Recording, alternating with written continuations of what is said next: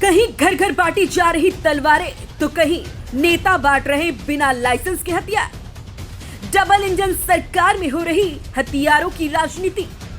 तमाशा देखते योगी आदित्यनाथ, उठने लगे तमाम सवाल। उत्तर प्रदेश की राजनीति में जब भी बयानबाजी का पारा चढ़ता है तो सबसे पहले नाम आता है ओम प्रकाश राजभर का। जी हाँ, अपने तीखे और बेबाक बयानों से सियासी हलकों में हलचल मचाने वाले राजभर ने आज फिर ऐसा ऐलान कर दिया जिसने सत्ता से लेकर विपक्ष तक सबको चौंका दिया। जी हाँ, योगी सरकार के कैबिनेट मंत्री बिना लाइसेंस हथियार बांटने की बात कहकर राजभर ने कानून व्यवस्था, सरकार और सियासत तीनों पर बड़ा सवाल खड़ा कर दिया। आखिर ये बयान सिर्फ जुबानी जंग है या इसके पीछे कोई बड़ा सियासी दांव छुपा है? तो आइए जानते हैं क्या है पूरा मामला।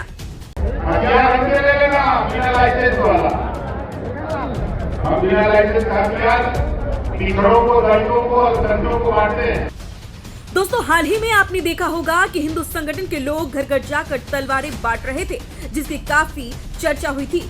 और अब सत्ताधारी दल के नेता बिना लाइसेंस हथियार देने का खुला ऐलान कर रहे हैं। जी हाँ, सवाल सीधा उत्तर प्रदेश से जुड़ा है, उस प्रदेश से जहां डबल इंजन की सरकार है, जहां खुद मुख्यमंत्री योगी आदित्यनाथ कानून व्यवस्था को लेकर जीरो टॉलरेंस का दावा करते हैं। लेकिन जब उसी सरकार के मंत्री और सहयोगी नेता ऐसे बयान देने लगे तो क्या कानून पर सवाल उठना लाजमी नहीं? आखिर उत्तर प्रदेश में ये सब क्या हो रहा है?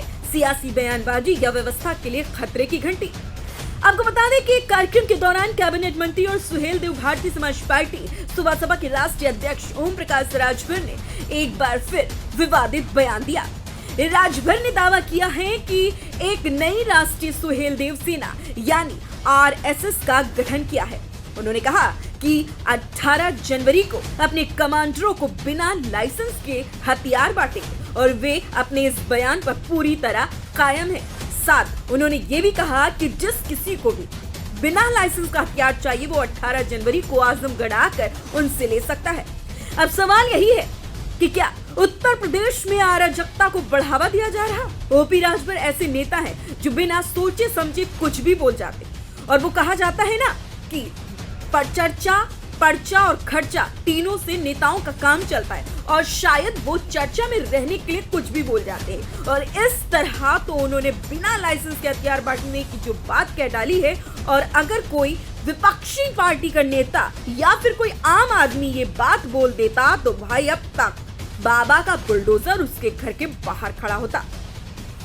बहरहाल दोस्तों, अब सबसे बड़ा सवाल ये है कि क्या हथियार बांटना किसी भी सूरत में कानून के दायरे में आता है? भारतीय कानून साफ तौर पर कहता है कि बिना लाइसेंस हथियार रखना और देना अपराध है। ऐसे में जिम्मेदार पदों पर बैठे नेता इस तरह की बातें करते हैं तो आम जनता के बीच क्या संदेश जाता है, यह चिंता का विषय बन गया है। हैरानी की बात तो यह भी है कि जिस सरकार में कानून व्यवस्था को लेकर जीरो टॉलरेंस की बात की जाती है, उसी सरकार के मंत्री और सहयोगी नेता ऐसे बयान दे रहे हैं। और इससे भी ज्यादा चौंकाने वाली बात यह है कि अब तक मुख्यमंत्री योगी आदित्यनाथ की ओर से इस मुद्दे पर कोई स्पष्ट बयान सामने नहीं आया। सवाल अभी भी वही है कि क्या ऐसे बयानों पर सरकार कोई सख्त कार्रवाई करेगी?